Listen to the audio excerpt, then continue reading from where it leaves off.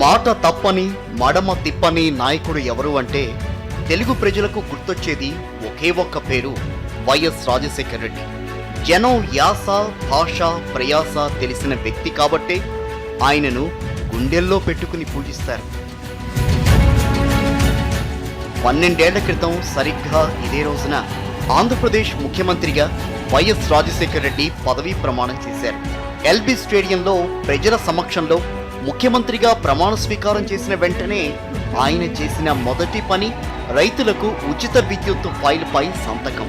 ఆంధ్రప్రదేశ్ ముఖ్యమంత్రిగా 5 ఏళ్ల పదవీ కాలాన్ని పూర్తి చేసిన తొలి ముఖ్యమంత్రి వైఎస్ఆర్.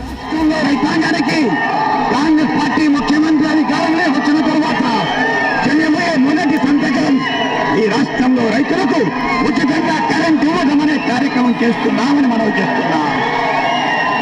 ఆ సంతకం మీ అందరి సమక్షంలో ఇప్పుడే పెడతామని మనం చేస్తున్నా.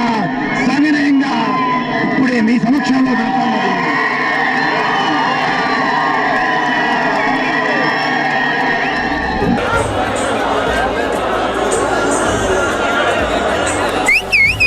ప్రవాహానికి ప్రతికూలంగా నౌకను నడిపే రాటుదేలిన నావికుడు వంటి నాయకుడు ఆయన. ప్రపంచీకరణ ప్రవాహంలో తెలుగు నేల కోసుకుపోతున్న విపత్కర సమయంలో వైఎస్ రాజశేఖర రెడ్డి ఆంధ్రప్రదేశ్ ముఖ్యమంత్రిగా బాధ్యతలు చేపట్టారు. తెలుగు నేల ప్రతి అంగుళం ఆకుపచ్చగా మారాలని కలలుగన్న తొలి నాయకుడు ఆయన. కాగితాలపైనే శిథిలమైపోతున్న ప్రాజెక్టులకు ప్రాణం పోసిన ఆధునిక కాటన్ మహాశయుడు ఆయన. మధ్యతరగతి రైతు కుటుంబంలో పుట్టిన రాజశేఖర రెడ్డి స్వయం కృషితో అత్యున్నతమైన పదవిని చేపట్టారు. పల్లెలన్నా పచ్చటి పొలాలన్నా ఆయనకు ప్రాణం. వైద్య విద్య ఆధునికతను అద్దితే పల్లెదనం మనిషితనాన్ని గట్టిగా నిలిపింది. మనిషన్నాక మార్పుండాలని నమ్మిన వారిలో మొదటివారు వైఎస్ఆర్. 2003లో చేపట్టిన సుదీర్ఘ పాదయాత్ర తనను పూర్తిగా మార్చేసిందని అనేక సందర్భాల్లో వైఎస్ఆర్ చెప్పారు. 2003 మండు వేసవిలో 1467 కిలోమీటర్ల పాదయాత్ర ఆయన విజయానికి బాటలు వేసింది. రంగారెడ్డి జిల్లా చేవెళ్ల నుంచి ప్రారంభమైన పాదయాత్ర శ్రీకాకుళం జిల్లా ఇచ్చాపురంలో ముగిసింది.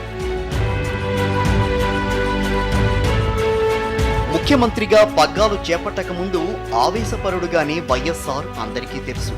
పాలనా పగ్గాలు చేపట్టాక హుందాతనానికి ఆయన చిరునామా అయ్యారు.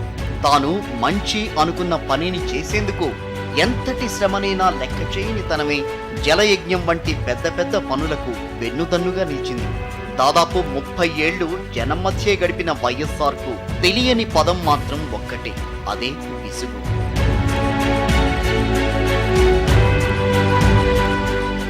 రాజకీయ జీవితంలో వైఎస్ఆర్ ఎక్కువ భాగం ఎదురీదారు. ఆయనకు ఆటుపోట్లు ఎక్కువైన కొద్దీ అభిమానించే వారి సంఖ్య పెరిగింది.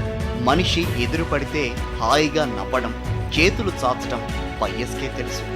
ఏ విషయంలోనైనా సరే ఏంటట అనే ధీమా, అదే సమయంలో ఎందుకు కాదు అంటూ ముందుకురికే తత్వం ఆయనది.